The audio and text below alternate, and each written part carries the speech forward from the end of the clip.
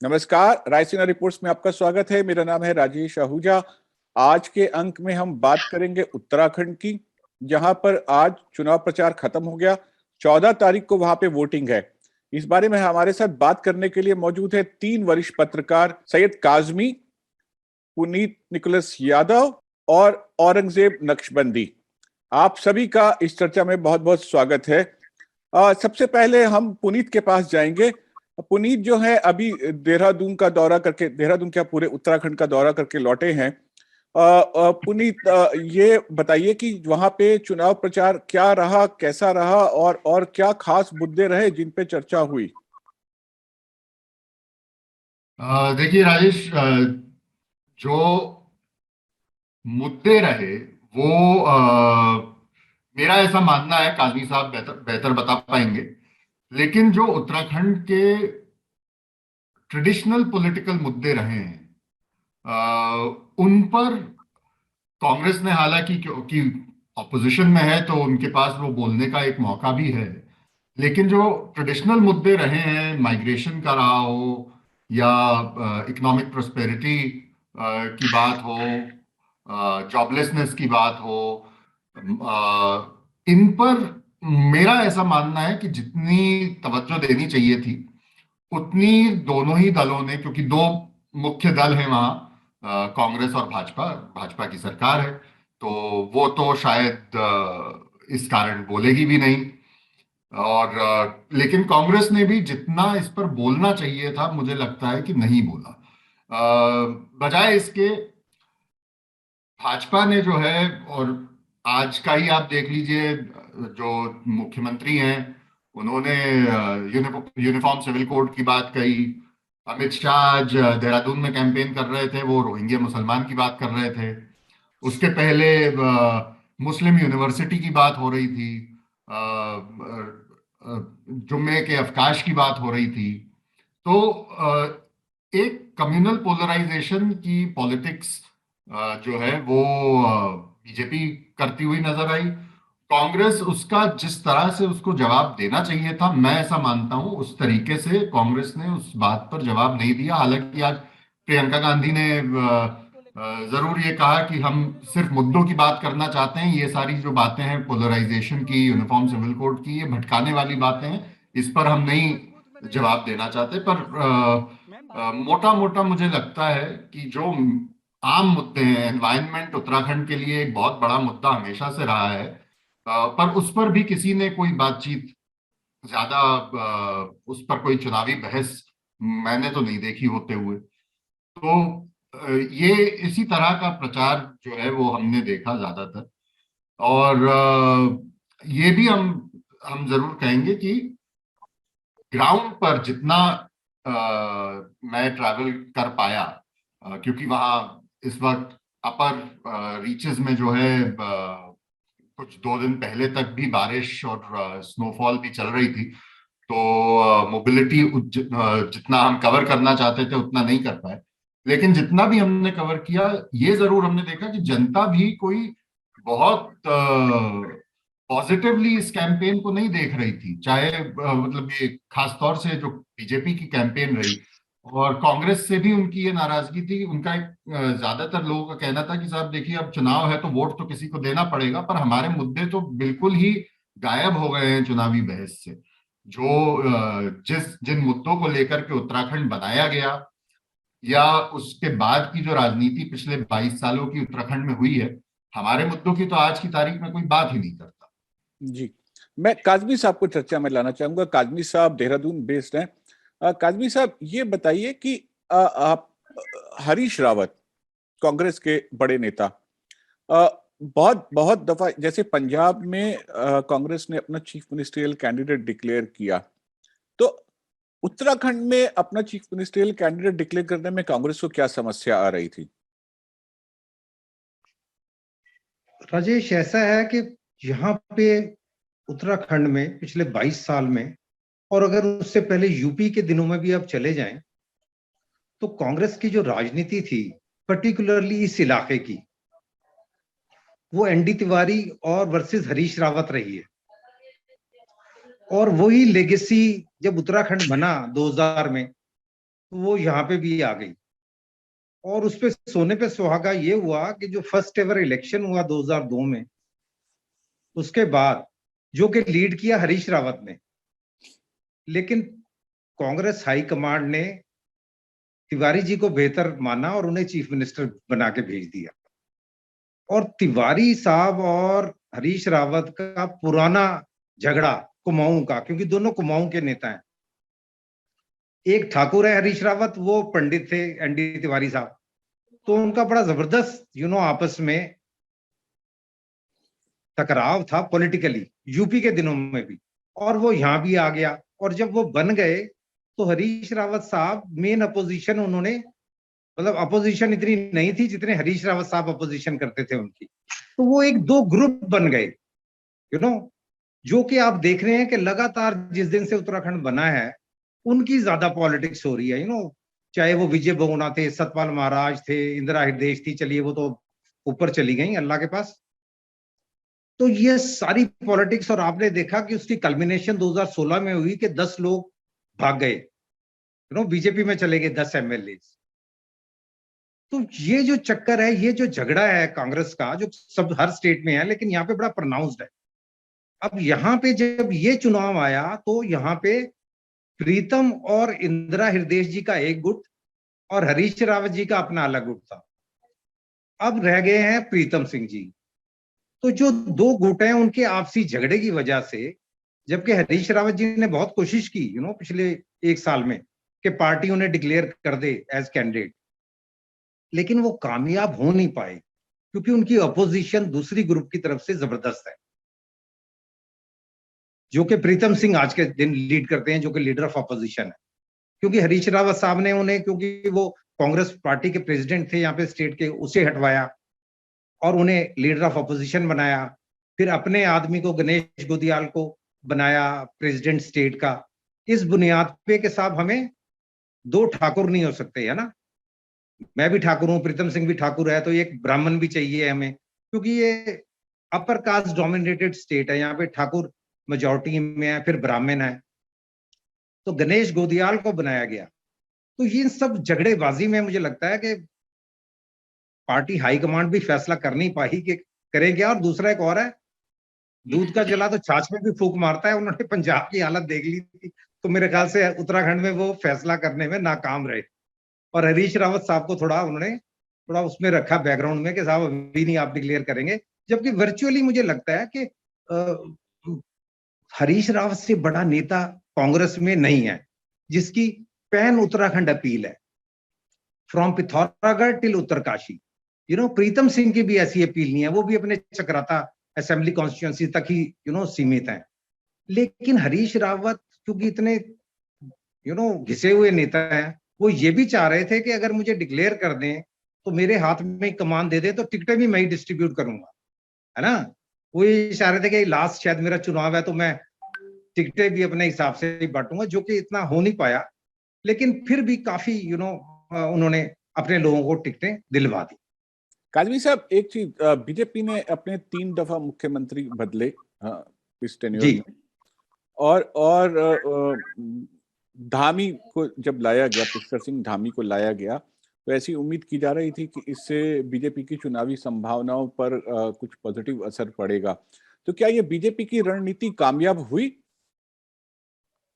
मुझे लगता है कि जहां से त्रिवेंद्र और तीरथ साहब ने पहुंचा दी थी पार्टी, और पेंडेमिक के बाद जो हरिद्वार में घपला हुआ और उसके बाद तीरथ साहब के बयानात आप पूरी दुनिया में छाए, तो मुझे लगता है कि हरीश धामी ने थोड़ा सा तो बेटर काम किया है। लेकिन ये है कि जब आपने 4.5 साल में जो कर लिया, 4.25 साल में, आप 6 महीने में उसे कैसे अंडू कर सकते हैं।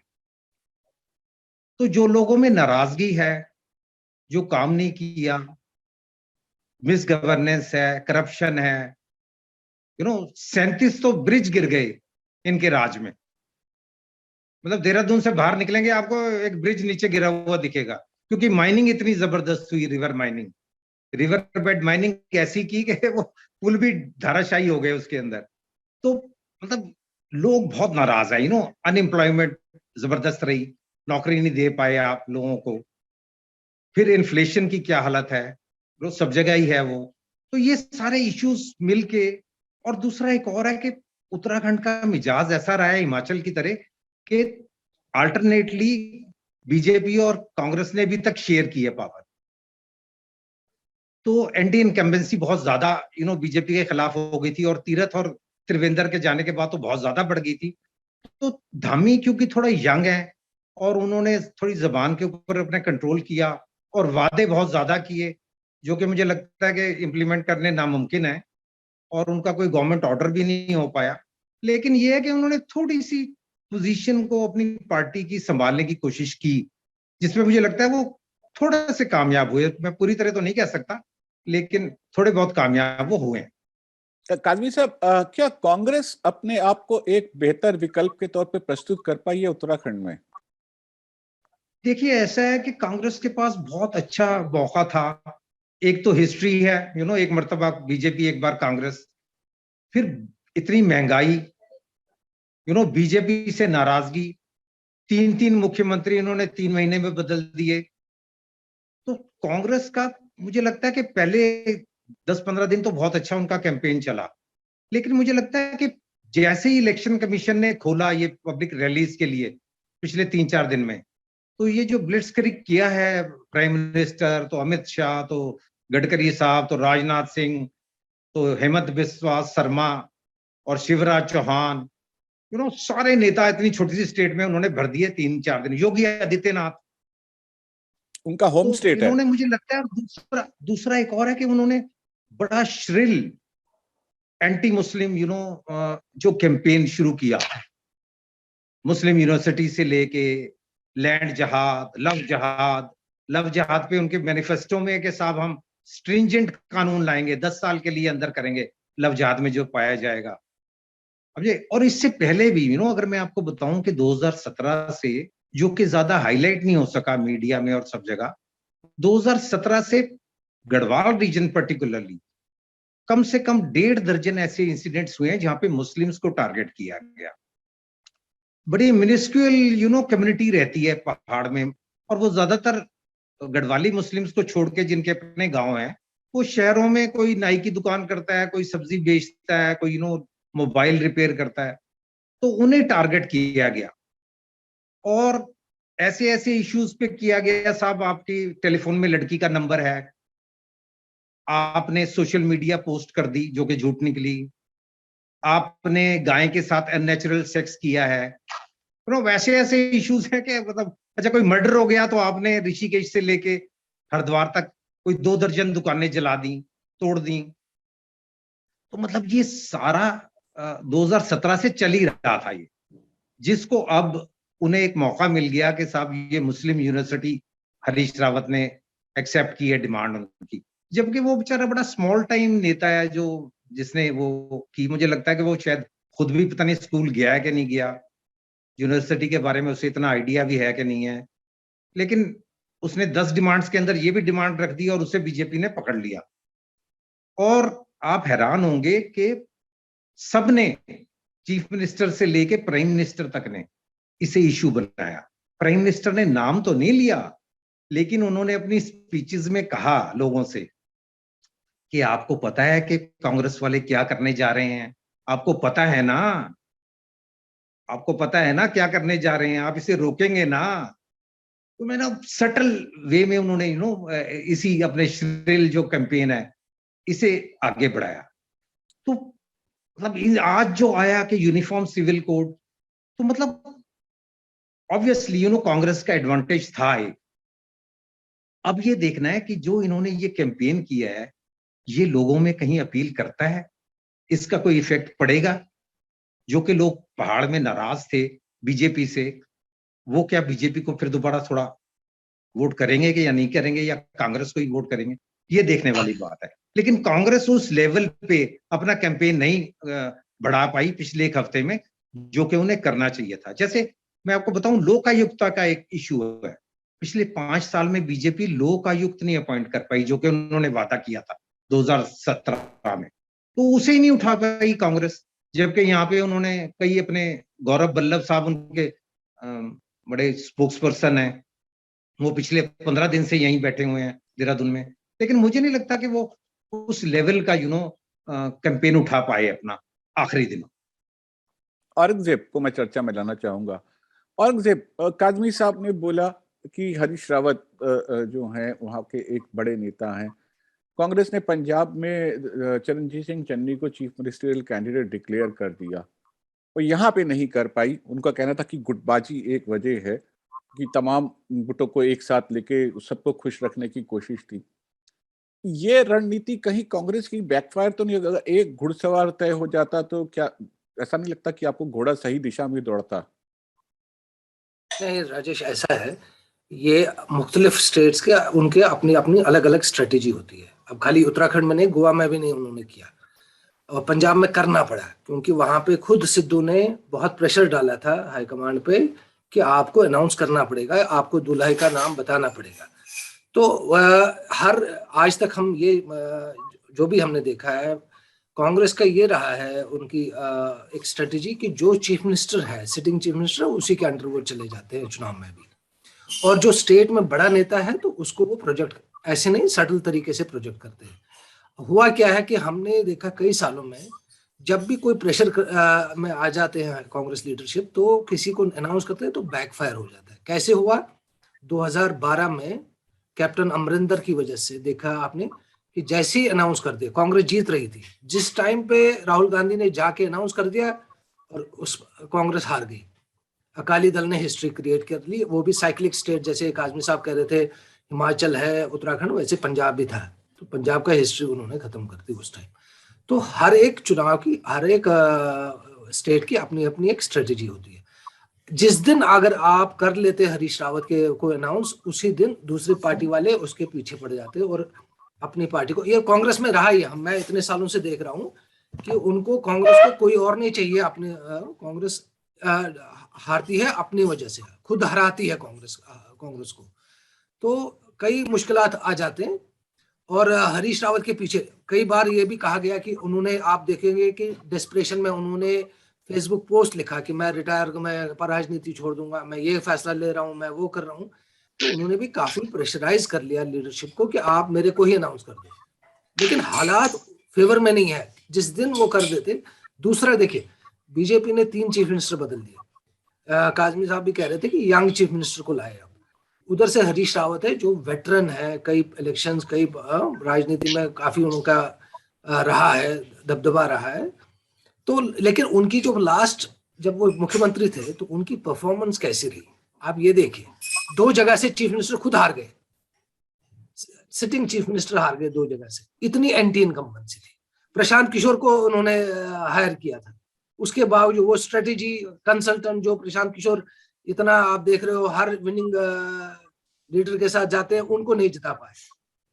तो इतनी एंटी, तो पिछला उनका जो टेन्योर रहा है उसमें काफी उनके अगेंस्ट जा रहा है, तो उनको अनाउंस करने से काफी दुश्वारियां हो जाती कांग्रेस को। रही बात जो बीजेपी का कैंपेन है, कांग्रेस नहीं कर रहा। आप देखिए बीजेपी का कैंपेन हर स्टेट में यही चल रहा है इस टाइम, ध्रुवीकरण का चल रहा है, चाहे यूपी हो, चाहे कहीं पंजाब हो, चाहे कोई भी स्टेट आप उठाइए, यही हो रहा है। प्राइम मिनिस्टर ने तो उत्तराखंड में ये बात भी कही कि मुझसे जनरल बिपिन रावत से सबूत मांगा गया सर्जिकल स्ट्राइक का, ठीक है ना। तो ये तो उनका स्ट्रेटेजी है। जो जैसे इन्होंने कहा कि कांग्रेस अभी कुछ नहीं कर पाई, उनको तो तैयार रहना चाहिए था। आपको देखिए, जब आप चुनाव में जा रहे हो तो आपको हर चीज के लिए तैयार रहना पड़ेगा कि अगर मेरे पास, अगर नैरेटिव ये सेट हो रहा है तो मेरा काउंटर नैरेटिव क्या होगा। तो इसका मतलब ये आपका फेलियर है अगर आपका काउंटर नैरेटिव तैयार नहीं था, क्योंकि ये कोई पहली बार नहीं हुआ है कि बीजेपी ध्रुवीकरण कर रही है, और ये कोई पहली बार उत्तराखंड में नहीं हुआ है। लगातार वो कह रहे हैं 2017 से चल रहा है, तो उनके लिए कोई अच्छा अजूबा, कोई ऐसा आज ही अचानक वाली बात नहीं थी। इसके लिए आपको तैयार रहना पड़ता है, आपको काउंटर।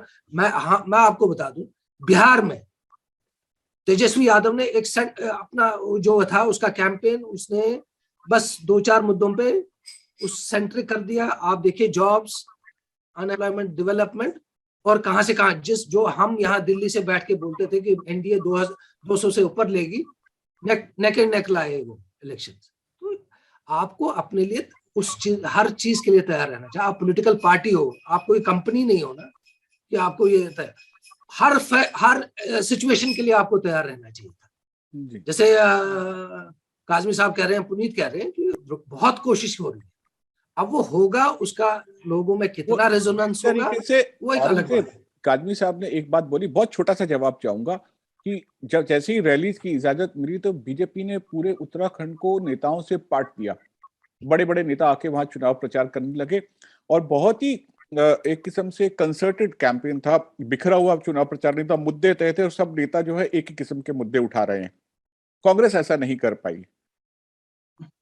आप कांग्रेस का देखिए, चुनाव कई जगह चल रहा है, कांग्रेस के पास नेता ही कितने रह गए। आप कुछ नेता तो उनके बागी ही है अभी, वो उनको देखिए, आप आरपीएन सिंह को स्टार कैंपेनर बनाया यूपी का, अगले दिन वो चले गए। गुलाम नबी आजाद हैं, वो हैं भी या नहीं, वो नहीं भी हैं पार्टी में। आप ये भी तो देखें ना, उनके कई इश्यूज भी हैं, तो बहुत प्रॉब्लम चल रही है लीडरशिप को लेके। पिछले 2 साल से हम देख रहे हैं कि कांग्रेस प्रेसिडेंट को लेके कितना चल रहा है, ऑर्गेनाइजेशनल इलेक्शंस को लेके चल रहा है। तो अभी आप ये मान के चलिए कि उनके पास 2 ही स्टार प्रचारक हैं, एक राहुल गांधी, एक प्रियंका गांधी। सोनिया गांधी तो अब कैंपेन करती नहीं है, तो इन्हीं दो से काम चलाना पड़ेगा कांग्रेस को, जब तक इनकी आगे की लीडरशिप तैयार हो जाएगी। पुनीत, हमें आम आदमी पार्टी की संभावनाओं के बारे में बताइए। आम आदमी पार्टी की चर्चा तो काफी हो रही है, क्या उनका प्रचार जो है वो जमीनी स्तर पर कितना रंग ला रहा है? देखिए, मुझे नहीं लगता कि आम आदमी पार्टी का कोई चांस उत्तराखंड में है। ये जरूर मैं कहूंगा कि कुछ सीट्स ऐसी हैं, 4 या 5 सीट्स, जहां पर वो कांग्रेस को, या फिर 1-2 सीट्स ऐसी हैं जहां बीजेपी को नुकसान जरूर पहुंचा सकती है। और क्योंकि ये राज्य ऐसा है जहां असेंबली सेगमेंट्स बहुत छोटे छोटे हैं। मतलब जो सबसे बड़ी असेंबली कॉन्स्टिट्यूंसी है उत्तराखंड की, वो है धर्मपुर, जहां 2 लाख वोटर है। बाकी ज्यादातर असेंबली कॉन्स्टिट्यूंसीज में 50,000 से 1 लाख, 1,10,000 के बीच के वोटर्स हैं। और उसमें जब 4 या 5 या 6 या 8 कैंडिडेट लड़ जाते हैं तो 1,000-2,000 का मार्जिन भी बहुत मायने रखता है। तो वो जहां आम आदमी पार्टी वोट काट सकती है, वो नुकसान जरूर पहुंचाएगी, चाहे कांग्रेस को पहुंचाए कुछ सीट्स में, चाहे बीजेपी को पहुंचाए। लेकिन उसकी अपनी, मैं तो ये भी कहने को, मुझे कोई इसमें हर्ज नहीं है कि शायद उनका खाता भी नहीं खुलेगा। जी। उनके अपने चीफ मिनिस्टीरियल कैंडिडेट जो हैं, कर्नल कोठियाल, उनकी अपनी स्थिति गंगोत्री में कोई बहुत अच्छी नहीं है। जी। जी। और बाकी के भी उनके जितने कैंडिडेट्स हैं, आप नैनीताल की सीट देखिए, हेम आर्या वहां से लड़ रहे हैं आम आदमी पार्टी से।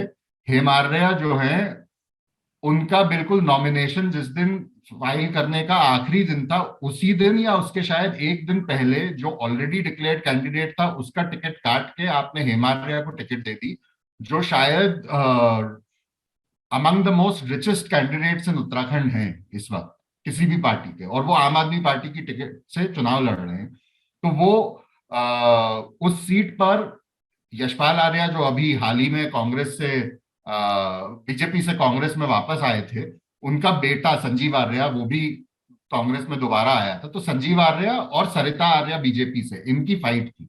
अब इस कॉन्स्टिट्युएंसी में अगर संजीव और यशपाल, सरिता आर्या ही चुनाव लड़ रहे होते, तो लोगों का कहना था, हम जितना घूमे नैनीताल में, लोगों का कहना था कि संजीव आर्या के लिए बहुत इजी कॉन्स्टिट्युएंसी थी, बहुत आराम से चुनाव निकाल लेते। पर अब हेम आर्या हैं, उनके कुछ इन्फ्लुएंस हैं, पॉकेट्स हैं, और तीनों आर्य कैंडिडेट हैं, और दूसरा फिर ऐसा पेशवार है। तो वहां अगर थोड़ा बहुत भी ऊपर नीचे ये वोट निकाल लेते हैं, तो अगर बीजेपी का वोट काटेंगे तो वो सरिता आर्या के लिए और ज्यादा परेशानी की बात होगी, और कांग्रेस का अगर काटते हैं तो संजीव के लिए परेशानी होगी। लेकिन मैं आम आदमी पार्टी को कहीं बहुत, उत्तराखंड में तो कोई खास उनका परफॉर्मेंस मैं एंटिसिपेट नहीं कर रहा हूँ। बहुत बहुत शुक्रिया औरंगजेब इस चर्चा के लिए। काजमी साहब आपका भी और पुनीत आपका भी, बहुत ही ज्ञानवर्धक चर्चा रही। अब फैसला जो है मतदाताओं के हाथ में है, और 14 तारीख को मतदान है उत्तर प्रदेश में, और माफ कीजिए उत्तराखंड में, और एक ही फेज में पूरे स्टेट में मतदान हो रहा है। बहुत बहुत धन्यवाद आप सभी का इस चर्चा में शामिल होने के लिए। बहुत बहुत धन्यवाद आपका। Thank you.